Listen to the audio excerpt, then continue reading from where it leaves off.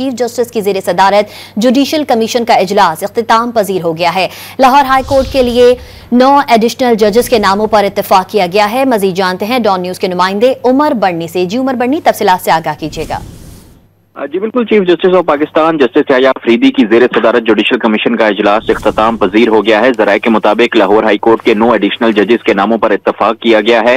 Justice Hasan Nawaz, Malik वकार हैदर, सरदार अकबर अली के नाम पर इत्तफाक जो है वो हुआ है।